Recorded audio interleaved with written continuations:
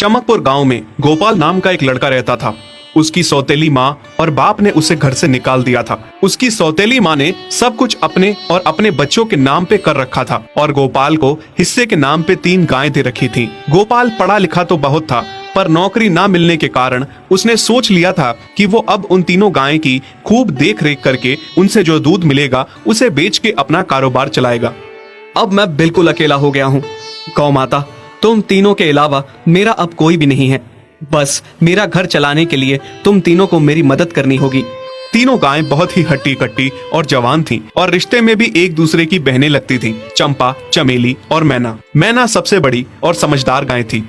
चंपा गर्भवती थी और चमेली को अभी अभी बच्चा हुआ था। वो दूध दे रही थी, जिसके दूध को बेच के गोपाल का थोड़ा बहुत घर चल रहा था। पर गोपाल को अब चंपा और मैना पे पूरा भरोसा था कि जब उनका बच्चा हो जाएगा तो वो खूब दूध देने लगेंगी और जिससे उसका कारोबार अच्छे से सेट हो जाएगा।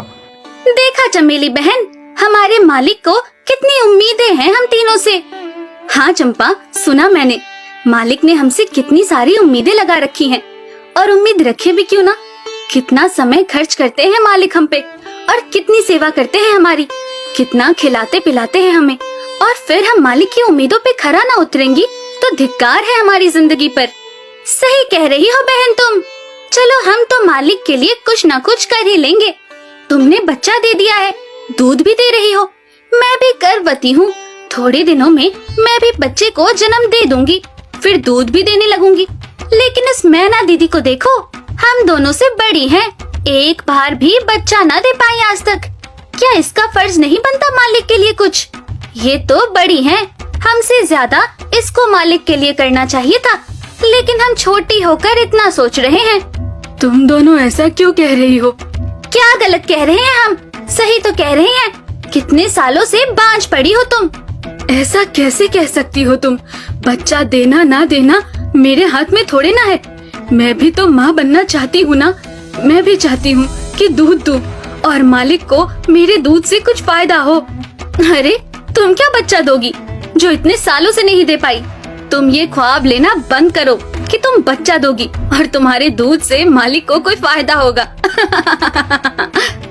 दोनों छोटी बहनें बड़ी बहन मैना की बेबसी का मजाक उड़ाती हैं और उस पे हंसती हैं। इस बात से मैना बहुत दुखी होती है और रोती है कि उसी की बहनें उसको दिलासा देने की बजाय उसे ताने मार रही हैं, उसका मजाक उड़ा रही हैं। फिर एक दिन गोपाल का पड़ोसी उससे कहता है, अरे गोपाल, तुम्हारी 2 गायें तो ठीक है, एक गाय का क्या है?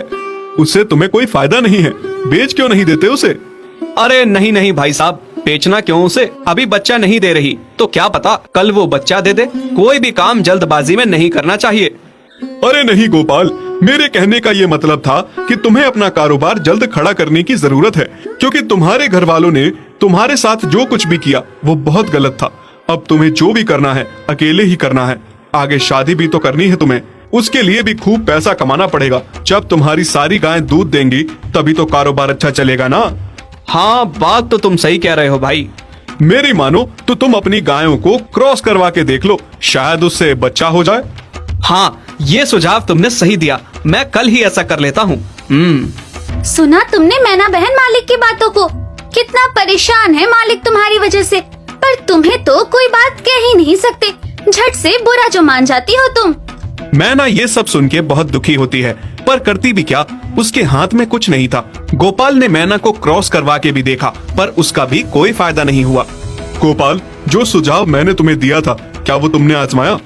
हाँ भाई, वो भी करके देख लिया, पर उसका भी कोई असर ना हुआ। ये गाय किसी काम की नहीं है गोपाल, मेरी मानो तो इसे बेच दो। मैं सोच रहा हूँ एक बार फिर से क्रॉस करवा के देखता हूँ, शायद कोई बात बन जाए। देख लो, पर मुझे नहीं लगता। देखा, इन लोगों को भी पता चल गया तुम बच्चा नहीं दे सकती, तुम बांझ ही रहोगी। सही कह रही हो तुम दीदी, इतने जतन करने के बाद भी बच्चा नहीं हो रहा तो अब क्या होगा? गोपाल मैना को एक बार फिर से क्रॉस करवा लेता है। दोनों बहनें चंपा और चमेली मैना के बांझपन का मजाक उड़ाती हैं और उस पे खूब हंसती हैं। फिर एक दिन मैना चमेली के बच्चे के साथ खेल रही थी कि तभी चंपा देख लेती है। हाँ देख तो चमेली दीदी, ये मैना दीदी तेरे बच्चे के साथ क्या कर रही है? मुझे समझ में नहीं आ रहा, तो इस बांझ के साथ अपने बच्चे को कैसे छोड़ सकती है? जब मेरा बच्चा आ जाएगा